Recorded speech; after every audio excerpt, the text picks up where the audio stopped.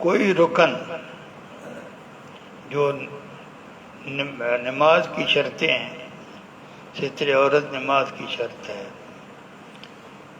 طہارت نماز کی شرط ہے، استقبال قبلہ نماز کی شرط ہے، کوئی رکن آپ نے اس حالت میں ادا کیا کہ کوئی شرط پوری نہیں تھی، آپ کی طہارت نہیں تھی، کوئی جسم کے حصے جس جسم کو چھپانا فرض ہے وہ چھپا ہوا نہیں تھا. یہ مسئلہ عورتوں کے لیے مشکل ہے، مردوں کے لیے مشکل نہیں ہے لیکن عورتوں کے لیے مشکل ہے. اگر وہ کوئی پورا رکن اس حالت میں ادا کریں کہ ستر عورت نہیں تھا، طہارت نہیں تھی، یا قبلہ کی طرف رخ نہیں تھا، پھر گیا، وہ نماز ٹوٹ جاتی ہے، نماز وہ نہیں ہوتی. کبھی کبھی کچھ لوگوں کی رفتار تیز ہوتی ہے، امام سے آگے چلے جاتے ہیں. کسی رکن میں امام سے پہلے جانا گناہ ہے، لیکن نماز کب ٹوٹے گی؟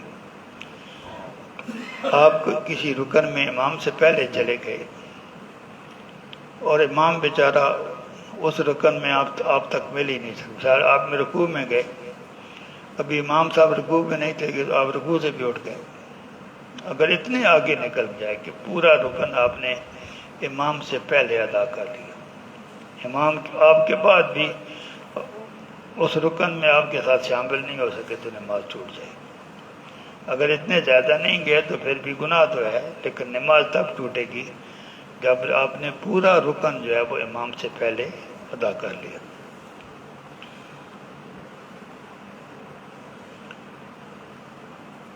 یہاں یہ ہے کہ اگر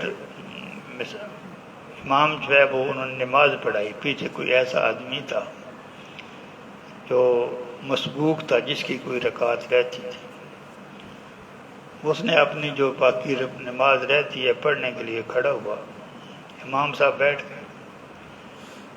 کچھ عرصے کے بعد جب وہ نیچے آئے تو امام صاحب کو یاد آیا کہ وہ میرا تو جو ہے نا وہ سجدہ صاحب مجھ پر تھا.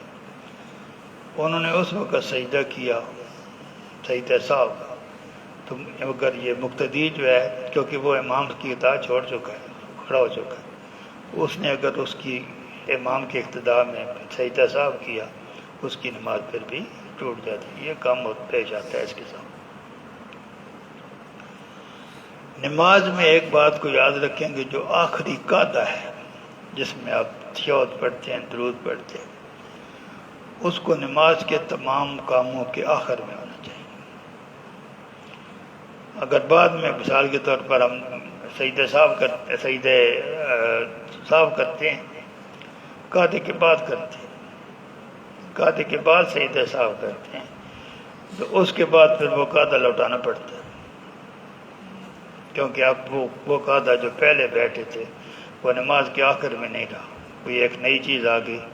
تو اس کے بعد اگر کوئی آپ نے ایسے کام کیا، بعض اوقات یہ ہوتا ہے کہ آپ کو یاد آیا کہ میں نے تو رکوع میں نماز میں سجدہ ایک کیا تھا، دو نہیں کیے تھے، تو اگر وہ بعد میں آپ کرتے ہیں، ابھی آپ نے نماز ختم نہیں کی، تو اس کے بعد آپ کو قاعدہ کرنا پڑے گا. اگر قاعدہ نہیں کریں گے تو آپ کی نماز جو ہے وہ نہیں ہوگی، ٹوٹ جائے گی.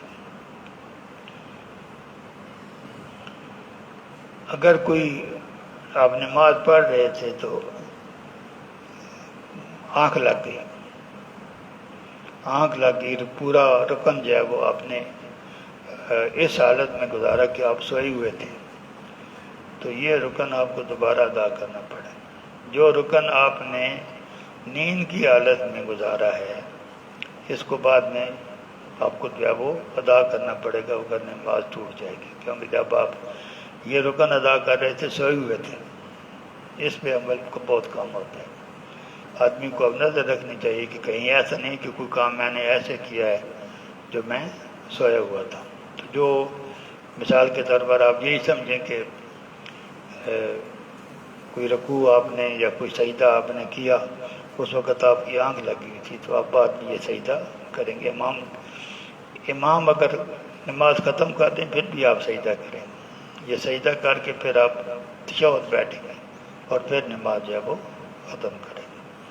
وآخر دعوانا ان الحمد للہ رب العالمین۔